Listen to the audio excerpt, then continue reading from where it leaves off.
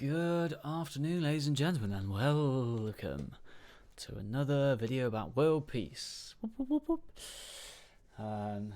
Because I might be a little nuts. Bloop, bloop, bloop. I just found this along with a few other documents, probably from a few years ago. I'd have to look at when this was actually written. I don't know where it says actually. But let's proceed anyway, which is this button here.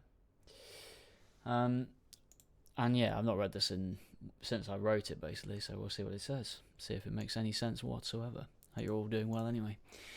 What are the conditions for world peace? Surely there's got to be more than two, but tolerance, no superiority and inferiority complexes, and sufficient resources, quantity and quality distributed reasonably fairly, all open to interpretation, and of course also, so immediately off the bat I'm missing this, perception of sufficient resources, because of course if we, or other people who don't perceive there to be sufficient resources, even if there is, then that can cause issues, as we discovered during the pandemic with the lack of toilet paper, or the perceived lack of toilet paper, which then led to a lack of toilet paper, at least in the supermarkets, despite the supply chain being perfectly adequate to supply said thing, said item.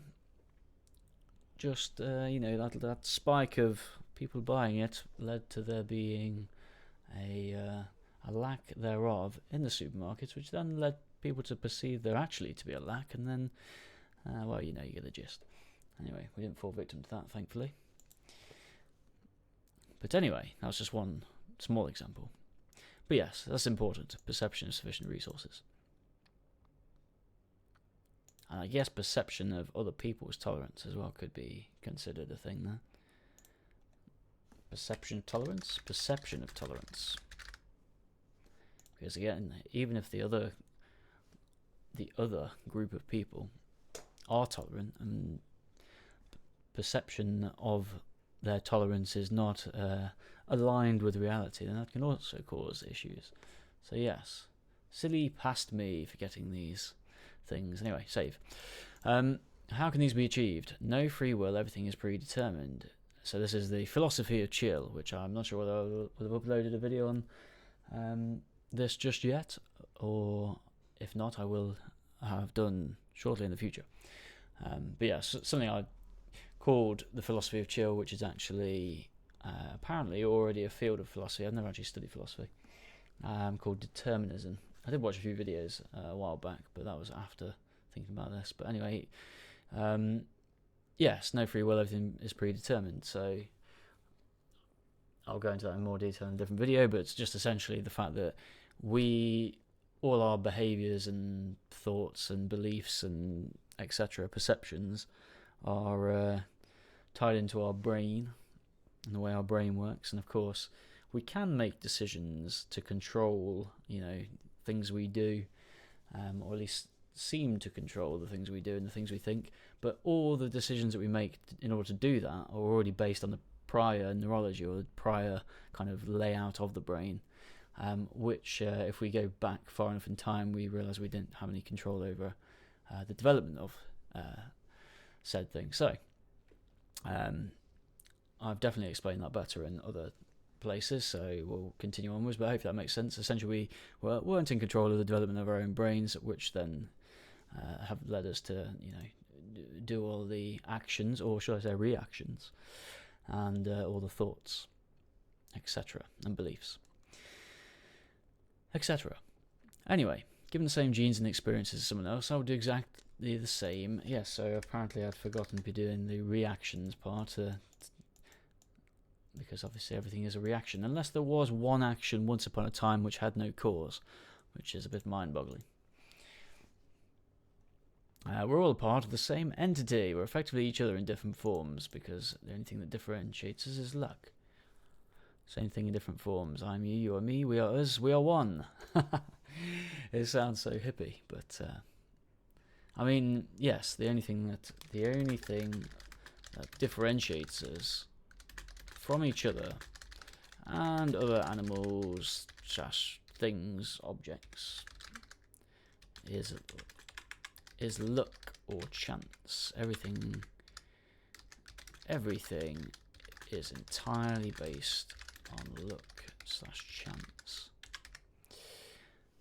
Be careful with language. Used in empathetic ways of referring to people. Emphasize similarities and positives rather than differences and negatives. Careful of definitive stereotypical labels that emphasize a negative trait of someone, narrowing our perception of them, decreasing chances of empathy and compassion between us. Refer negative traits as someone has X rather than someone is X, e.g. person with autism.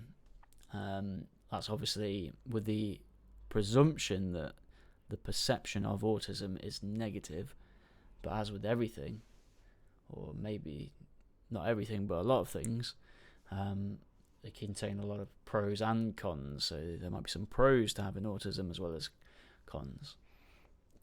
Just want to point that out because that's obviously the example I've given, and I don't want people to think that I think that is an entirely negative thing. Yes. Yes, the point is to label, or not to label people, but to say that they have something, just to emphasize that it's an aspect of the person rather than them being the person. I think I mentioned this somewhere else as well. I definitely do, in fact. But yeah, it applies to loads of different things, especially medical related things. So obviously this is an example of a mental part of a person. And of course there's the physical as well. So for example, diabetic. Someone is diabetic versus someone has diabetes. Someone is asthmatic versus someone has asthma. And I think the phrasing of has is both more accurate and more empathetic. In my humble opinion, what? A person who has a few autistic-like behaviours rather than the person who is autistic. A person with psychopathy. A person who has a few psychopathic-like behaviours rather than the person who is a psychopath.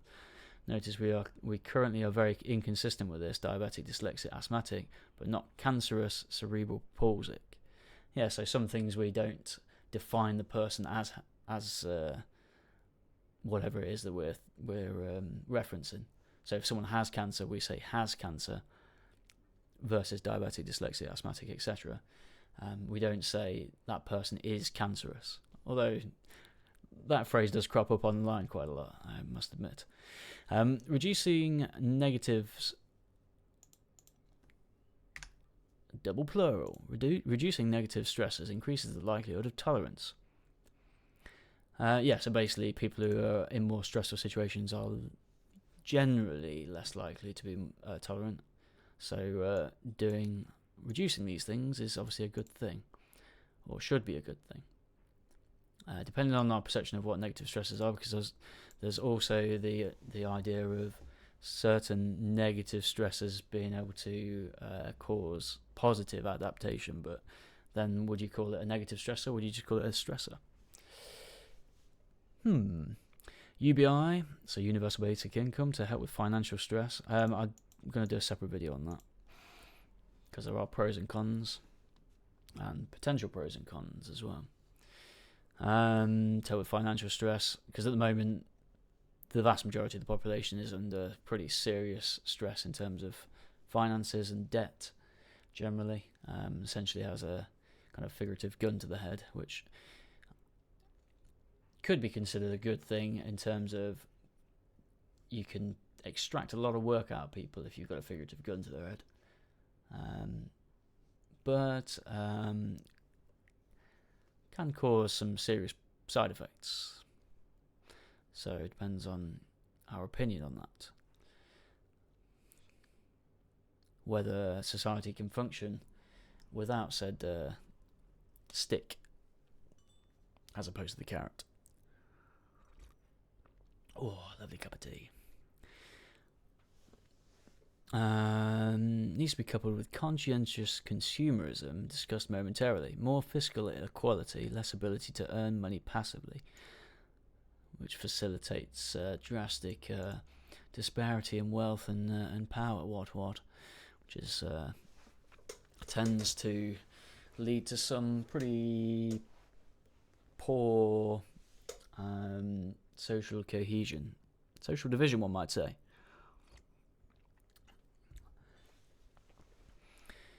The boycott crusade to reduce inequality. Yeah, I read this years ago. This is kind of interesting. Boycott, yeah. Abolishment of unnecessary hierarchies, e.g. monarchy. Reimagining of hierarchical structures of companies into a more democratic model that would be more beneficial to workers and customers, rather than such a major focus on shareholders and people higher up the hierarchy. Higher in the hierarchy. Minimalism, conscientious consumerism, reduction in materialism, servicism, selling and giving away things we don't need, sharing. So these are just examples of things that can be shared. Where do we lie on the spectrum of asset to burden in terms of contribution versus consumption? Every product, service sucks time, energy, focus, and life satisfaction out of others. It also, I was going through a bad period when I wrote this, so you can notice that this is a very negative focused, but of course it does also provide positive things depending upon what product it is or what service it is we're purchasing. But usually there will be both involved people who are enjoying the production of said product and service, and people that are somewhere in that kind of production line who are not enjoying it. As well as the fact that you could say that by paying for certain things, those people are then involved in that production line, as opposed to sharing the workload of other things where other people might be not enjoying it so much. So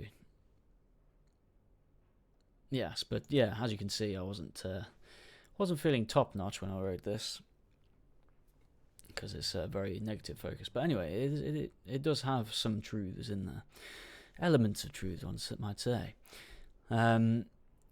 So every product, service sucks time, energy, focus, and life satisfaction out of others.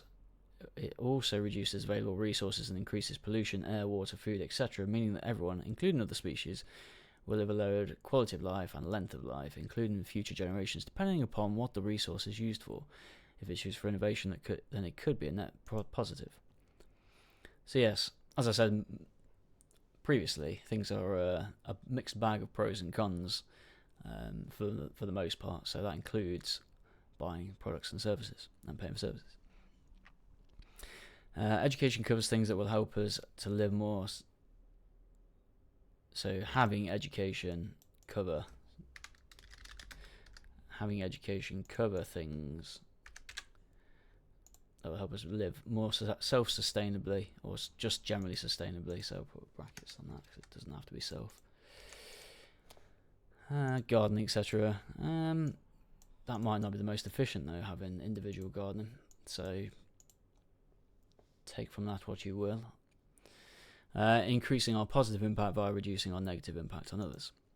What about our ideologies that actively, reactively teach a superiority complex? Use kids in playground as an analogy. 3 groups. 1 group behaving well without a superiority and inferiority complex. 1 group behaving not so well, showing superiority complex. 1 group that is adversely affected by the second group.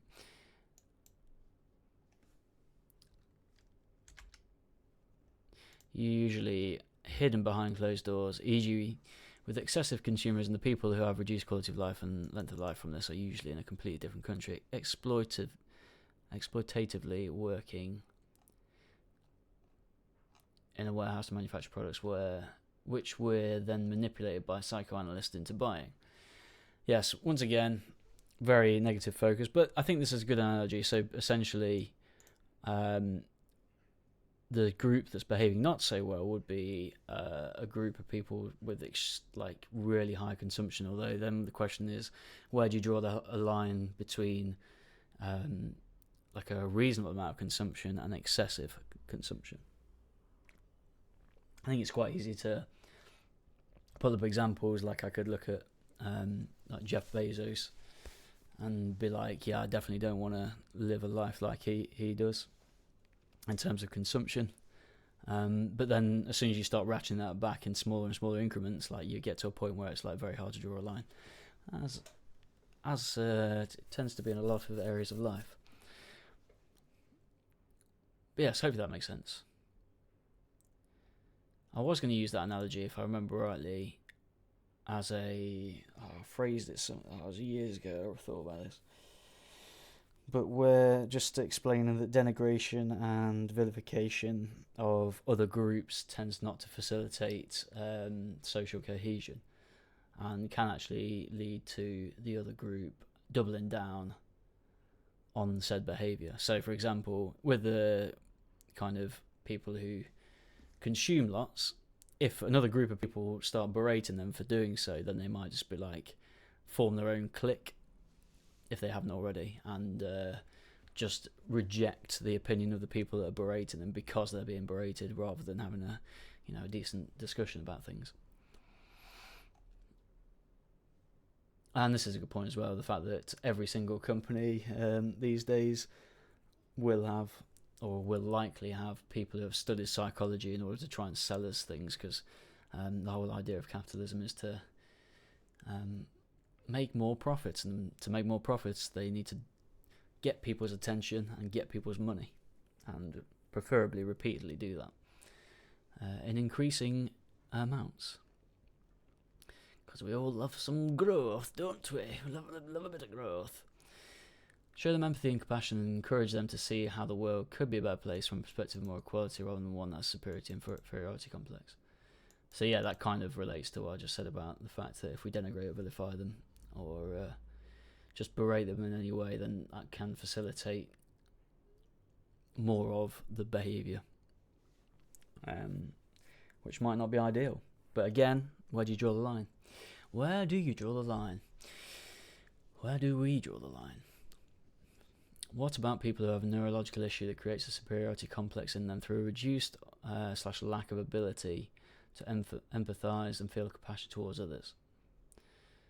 This is caused by the interplay between their genetics and circumstantial experiences. We can't do much about the genetic side of things without opening up another extremely complex can of worms in regards to eugenics, so it makes sense to focus on cultivating better circumstantial experiences, which will naturally affect genetics somewhat, to better facilitate empathy and compassion. Yeah, I tend to write a lot different than I tend to talk, hence why I feel the need to put on a bit of a posh voice. God knows why I do that. Lovely jubbly.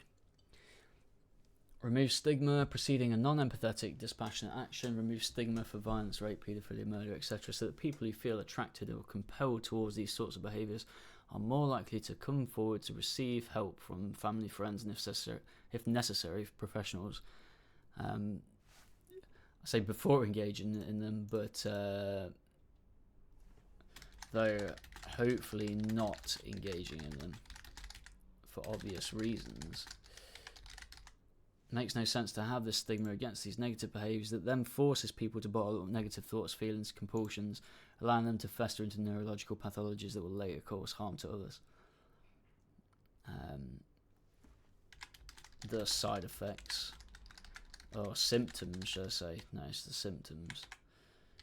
Maybe it is side effects as well. Symptoms, side effects of said neurological issues. Bloop, bloop, bloop. Neurological issues. Though that would need to be studied, whether is it better, because it's basically the question of,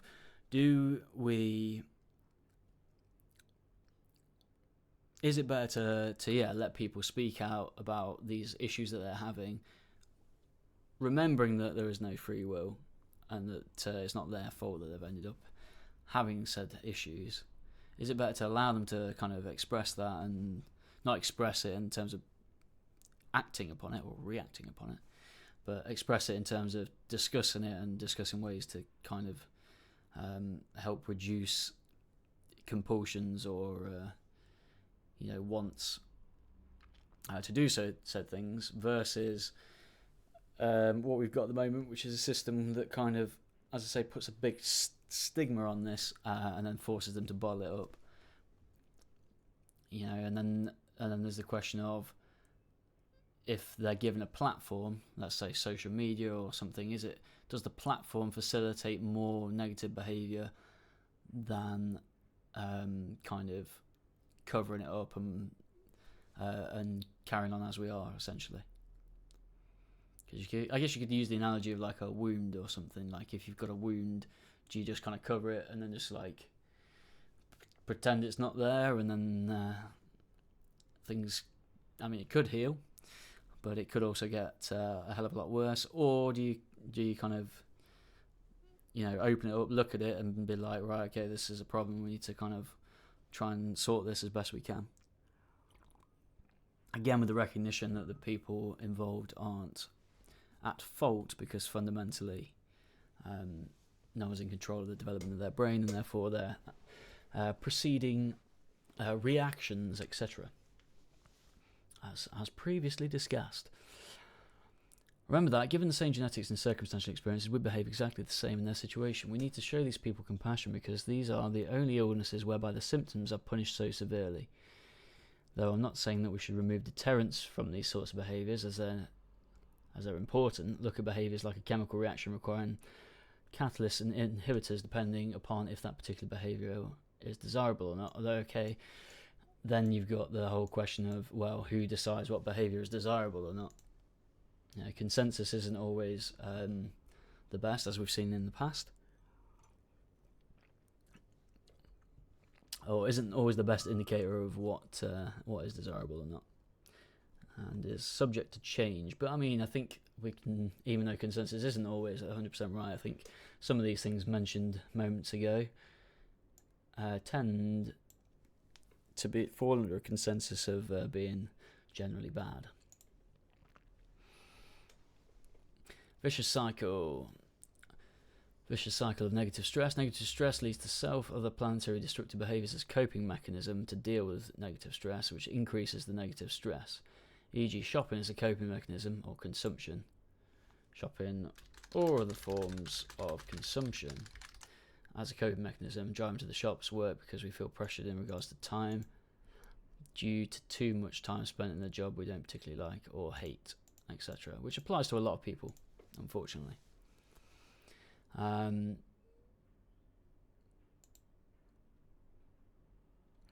Yeah, I think that'll do for that. But hopefully that makes sense. You could also say like holidays, as an example, tend to be much more consumptive because people are under time pressure. Are again under time pressure, and therefore more likely to rely upon modes of transport that favour speed over destruction, I guess. As we might as well stick to the theme of framing everything negatively, eh? Lovely jubbly. Making changes. Things tend to be as easy as we think they are, or as difficult as we think they are. Not always, but that does play a role in a lot of things. We can take small steps or jump in at the deep end. Both can work. It depends on whether we think they'll work as to whether they do or not. I don't really explain that very well, did I? That was a long time ago. I was thinking about that. What was I thinking? I guess what I was thinking was if we get into our heads that we consider a behaviour change, or just the very idea of change being difficult, then that can make it more difficult than if we weren't to think that.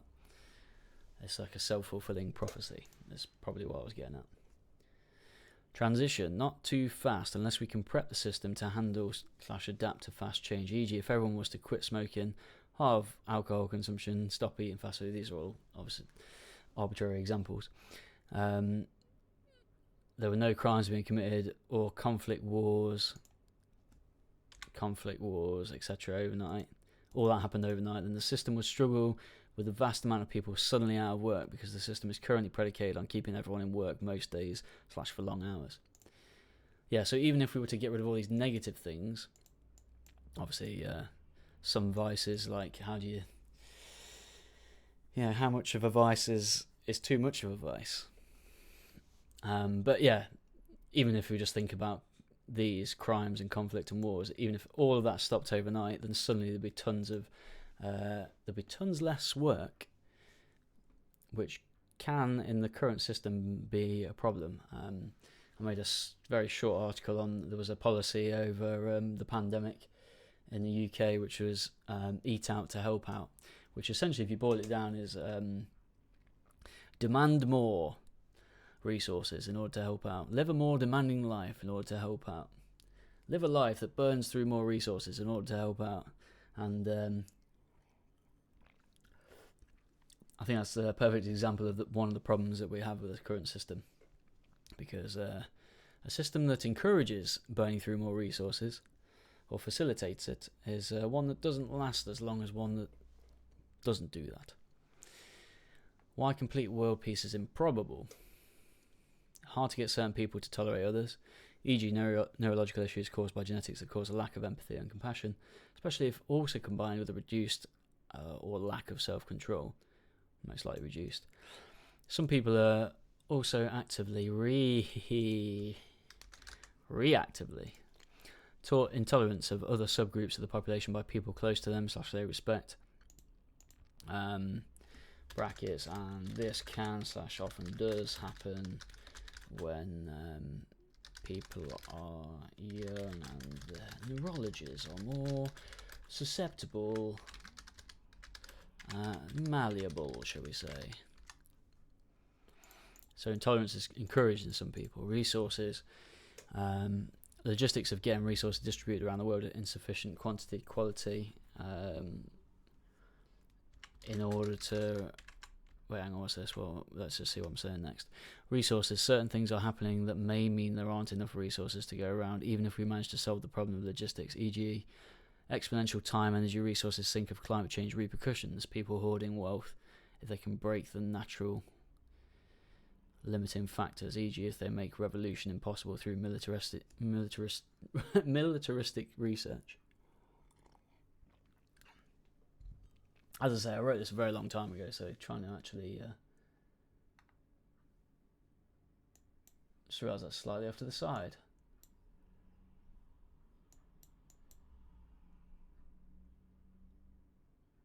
Why is it off to the side?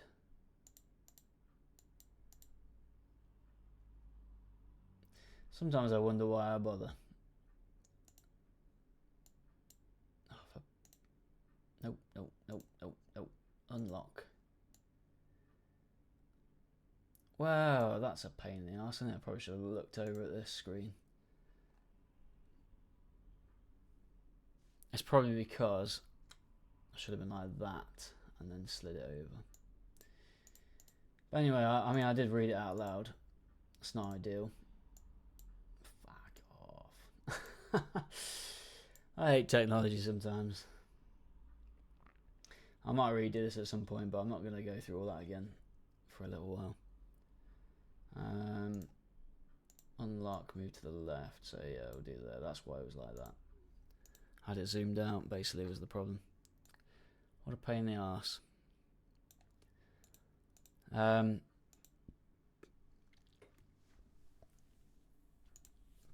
So where was I? Resource and logistics, again, resources distributed around the world in sufficient quantity and quality, to the point that resources are both available and sufficient to cause the perception of resources to change to one where the perception is positive. I could be rephrased a lot better. But essentially enough so that the perception is that there is enough resources available. Hope that makes sense. It's a bit annoying that the document was over to the side. I do apologise about that. I will just kind of slowly go from one page to another so that people, if you would like to have a read, can pause and have a read. But yeah, this is kind of written in a little bit of note kind of form. the last page there. And as I say, I wrote it a long time ago, so trying to remember exactly what I meant is difficult, and to give examples. But yeah, anyway, I hope some of it made sense at least, and I hope you have a good rest of your day, and yeah, take care of yourselves. Peace. Wrong hand signal. See you soon.